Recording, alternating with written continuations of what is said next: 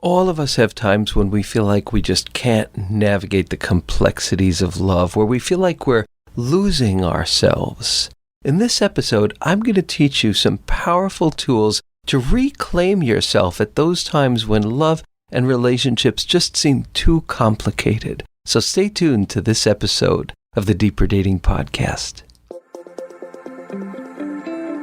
If you've ever been disillusioned, disappointed, or discouraged in your search for love, and you know there has to be a better way to find the healthy, soul-filling love you've always longed for, then you've discovered the podcast for you.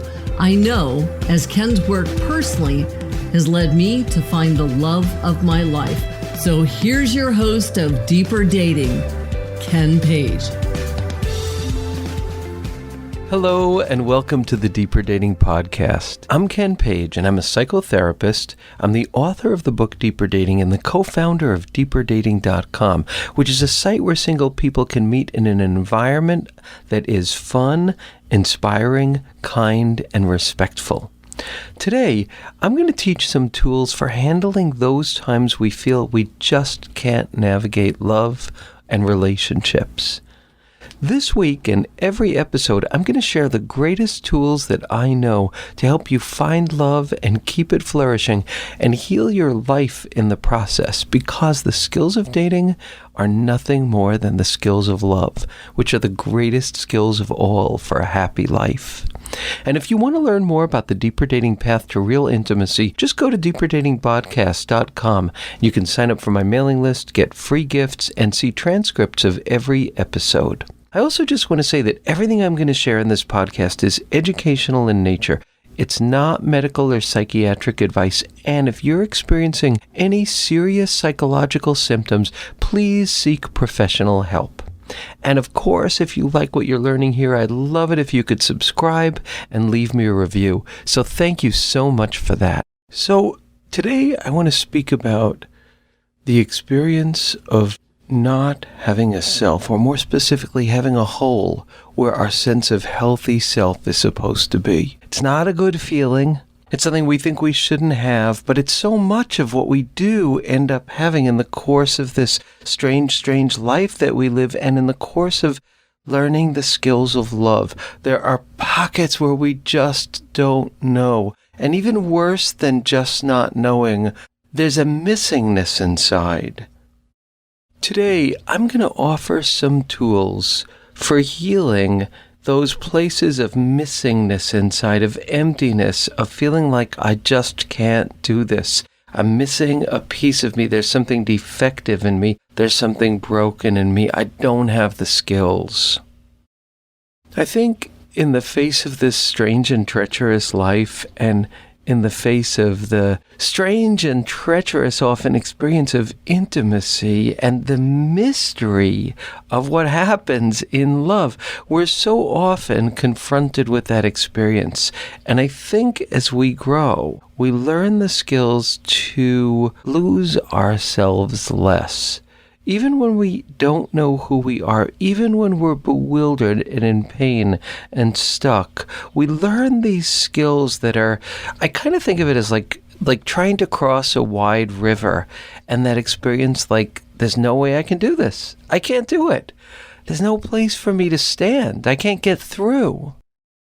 And in my life, there have been so many of those times, and there still are many of those times. But especially when I was younger, that terrible, terrible place of, I just don't know. I don't have the tools. I don't have the ground to stand on. And after so many experiences of confronting that very, very painful place and finding the tools of discovering myself, the image is like this river that I need to cross, and all of a sudden there's a rock underneath my feet. And I can stand on that rock in this moving current of river and still have myself. And what I want to teach today is some wonderful tools for how to build those rock experiences, these rocks that we can stand on in the river of this mystery of love and life, and feel a sense of wholeness and connectedness. And I don't know. I don't think any of us ever have an experience where the path across that river becomes like one that we could just simply walk across. There are these places where the water is rushing and we can't get through. And if we're lucky, there's a rock that we could step onto of a sense of self, a memory of self, a tool that we've learned, something that we can do so that we can move further on the river. But there's always this rushing river of not having ground to stand on and not knowing ourselves. That's just so much a part of being human. But we can cultivate, by the experience of self-honoring, we can cultivate the experience of having kind of rocks beneath our feet that we can step on in love. And I'm going to share some tools for developing those kind of rock spaces. And I'm going to ask you to remember times when there wasn't ground for you to stand on, that you figured out a way to create ground to stand on. And that became a rock for you, a kind of wisdom tool that you had in your life. And guaranteed, every one of you has those. And when we see what those are kind of, they come together to form a mission of our deepest life lessons, the things that get us through the river of life with wisdom. So I'm just going to share a few that I know and that many people I know have experienced. And I just want you to remember and just kind of like, we're going to start with that experience of there's not a rock for me to stand on here. There's not a stepping stone. There's just a sense of not rightness, not okayness, emptiness, flawedness, brokenness. So have you ever been in a relationship and had a really bad feeling of suffocation? And then felt like, what's wrong with me? Why am I feeling suffocated? I should really be fine in this relationship. My partner's fine. Why do I feel like I can't breathe? Why do I feel like there's no air for me? Why do I feel like I want to flee? Or maybe a feeling of numbness where the other person's feeling, but you're kind of feeling nothing. And you feel bad that you're feeling nothing. These are places that have been groundless places for me in my own intimacy journey. And I've had to learn such important things about those places. So have you ever experienced those things? The feeling of suffocation in an intimate relationship, for me, is a big one. When I learned about Elaine Aron's work with highly sensitive people, and I learned that highly sensitive people often feel that kind of sense of suffocation or needing space, that was really helpful for me to begin to understand who I was. When I realized and I could admit that my suffocation was a sign, it's kind of pretty obvious, but to me it just felt like a defect, was a sign that I needed more space. Something was happening inside me or in my interaction with the other person where I literally didn't have enough space, and I needed to somehow reclaim that sense of space. That insight gave me ground to stand on instead of just feeling like I am just so dysfunctional with love. So that's one example. Have you ever felt that kind of sense of suffocation in a relationship and learned a skill and actually through your interactions with yourself or the other person, heal that, fix that, kind of get past that? Just take a minute to think. Here's another one. Feeling somehow less than because of who you are in an intimate relationship. That experience of feeling reduced, less than, minimized. Maybe because you had a need that was not being met, or maybe because the other person was somehow degrading you, controlling you, somehow dishonoring you, or not honoring you fully enough, or you were doing that yourself. That feeling of being less than, that horrible, horrible feeling of being less than. Have you ever experienced that and been able to get past it and get through it and get out of it? What helped you do that? For me, one of the things that helped me was once again finding that it's not that I was less than, it was that a part of me was somehow feeling diminished in the interaction, which made me feel bone deep less than. But when I could acknowledge, oh, here's a valid piece of me that I need to actually be able to express and bring out, not in a hostile, cruel way, but somehow make room for. Have you ever had that experience where you grew enough to be able to make room for a part of yourself like that? What was that for you? What was that experience where you felt less than, and then you did something and you were able to find ground beneath your feet and stop feeling less than and feel like a whole being? These are memories of like micro triumphs that become the building blocks for a life that we could live with a sense of wisdom and possibility and being able. So this is from my book, Deeper Dating. I say that honoring the worth of our emotions, no matter what they are or how little we or other people understand them, is a skill that changes the entire tenor of our lives. When we learn to honor our authentic experience, we discover the deep gift that lies in the heart of that experience, whatever it is. So what I'm going to do now is I'm going to offer some big self-doubt questions. Places where there's not going to be ground beneath our feet when we're self-doubting like this. And then I'm going to offer a self-honoring question that we can replace that with, it doesn't just make us feel better, it helps us find self, because those places where there's not ground beneath our feet are places where we are not cherishing and honoring and feeling a sense of self. And when we feel that sense of self, there's a sense of connectedness to the heart of the world.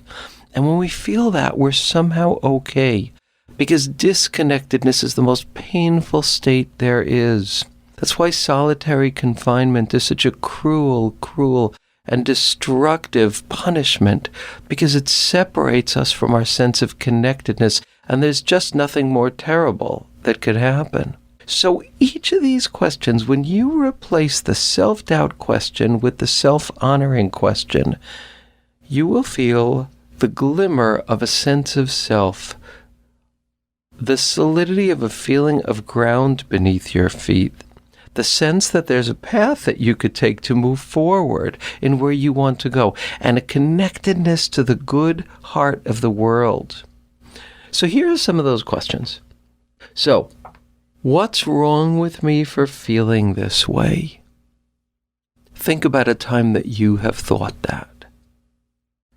And imagine replacing that with, in what way does this feeling actually really make sense, given who I am and what I care about and what I've experienced and why this matters to me? When we ask that, we make room for our humanity. And all of a sudden, it's literally the feeling of ground beneath our feet. Here's another one. What will people think of me? Now, these are all such human ones, but I think you could sense that when you get lost in them, it's just that feeling of a lack of ground beneath our feet. So what will people think of me? The replacement for that is, what do I think of this? And whatever it is that I think or feel about this, how is that authentically a part of who I am? I remember a moment in therapy. I was with a therapist who ultimately I was not so thrilled with, and was not a great therapist for me, but there was one thing that happened. I was in a relationship with the boss, and I talked a lot about what she thought of me and how she saw me. And my therapist said to me, well, how do you see her? And I thought that was a great question, but then she went further and she explained to me, the minute you disconnect from your eyes and how you perceive the world, you will be prey to this experience of a terrible sense of vulnerability to how other people see you. The healing from that is the going back to what you see, what you notice. And the lack of being able to do that creates a vacuum inside, which always gets filled with masochistic situations where we over-worry about what other people think of us. Just pause for a moment and just say, these are such rich tools of intimacy. And I would like for you to take a moment and think of a big lesson of intimacy, whatever it was, where there wasn't ground beneath your feet, and you did something or said something or reached out to someone who really saw you and knew you, and you were able to go from that place of that bad state of just not having ground beneath your feet, not having a warm and good sense of positive self. And you did something that helped you find that. Just take a minute to remember that. What was that? What did you do? And how might that be thematic for your life intimacy journey? Here's another one. How can I fix this part of me because I am just not attractive as long as this part of me is not fixed? And here's the replacement question. Here's the wisdom question. The path that leads you to the heart and the worth of your humanity, and also to a lot of discovery. What does that part of me need now? And how does that need actually make sense? Here's another one. I need to toughen up. I am too sensitive. Just take a minute to think about the times that you may have felt that. And what if that was replaced with, I'm actually not going to toughen up because this is how sensitive I am. This is what I feel.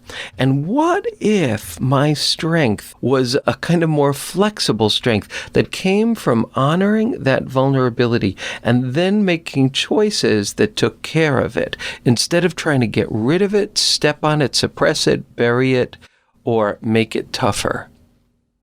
It's in that act of self-honoring, of finding the spaciousness to self-honor, the room to self-honor, that so many of those deep and strange hole spots inside of us, HOLE, are healed and soothed and changed. And that is about honoring self.